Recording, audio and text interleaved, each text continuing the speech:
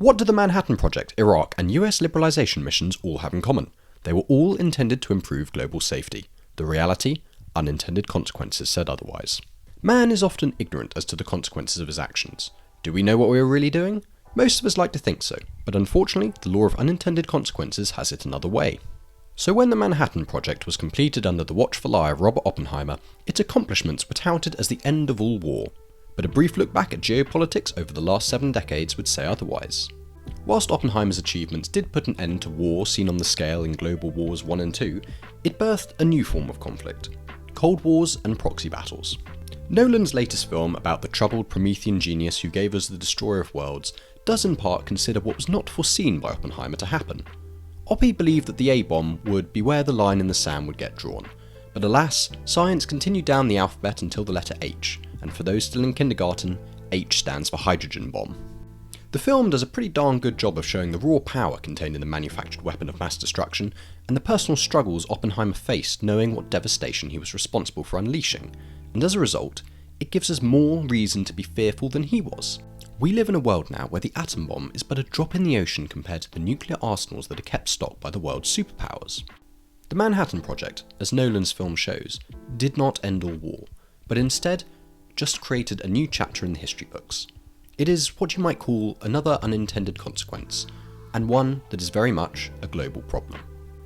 In the 70 years since the war in the Pacific was ended by Little Boy and Fat Man, countries world over have undertaken democratic operations or military interventions under the guise of improving global health and stability. But the consequences from these so-called well-intentioned aims have had the complete opposite effect, much like the Manhattan Project. And I can't help but feel the notion of the greater good. What about the greater good? The greater good. How can this be for the greater good? The greater good. That drove the Manhattan Project has driven US expansionism, democratic missions. During the Cold War, the US was involved in 70 attempts to overthrow foreign governments, all likely to have been done under the guise of global security. However, when looking a little closer, we see that most, if not all these countries were abundantly rich in natural resources, had leaders that threatened US hegemony, or had US corporations operating there. And so, we must ask whether the Manhattan Project and foreign interventions were for the sake of global well-being, or whether they were done to further US interests and power.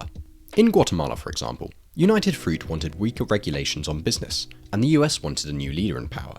So bingo bongo, a crisis in Guatemala comes about, and all Western parties seem to benefit.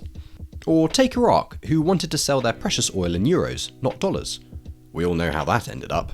None of the actions taken by the US have had a net benefit on global health and security, but at the same time of their undertakings, they were held as if they were a pure force for good. The Manhattan Project and all their foreign interventions were seen as improving stability and bringing democracy to those who wanted it. The reason for highlighting these historical events is because I believe they were all committed with the primary intention of benefiting the US.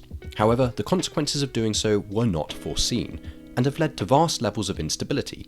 Libya, Iraq, Chile, these countries have not become global economic leaders, rather quite the opposite. Does this trajectory sound familiar? Because it is effectively what happened after the Manhattan Project. Atomic weaponry did not bring a new age of peace, but a new form of war, and you only need to take a glimpse at the doomsday clock to prove it. Having seen Oppenheimer on release day, and having the ability to collect my thoughts, I think the reason why this film is constantly growing on me is because it demonstrated Oppenheimer's inability to grasp what he had truly created. Only that was decades ago now, and the US military-industrial complex has amassed what for him would be an unfathomable amount of power, all of which has been done thinking it will make the world a safer place. But the question we need to be asking is, has it? Or has it just resulted in further bad unintended consequences? Nolan's latest film is definitely a slight departure from his film catalogue, but as with all his films, there is much to come away with and digest upon a first viewing. If the all-star cast and director weren't reason enough to go see this film, then perhaps this video has encouraged you to go get a ticket. I did in fact see this film after Barbie on release day, and if you want to watch a brief video essay on the need for individuality in that film, then I've linked it in the description below. If you have any thoughts of your own that you'd like to share, please put them in the comments below, and thank you for watching.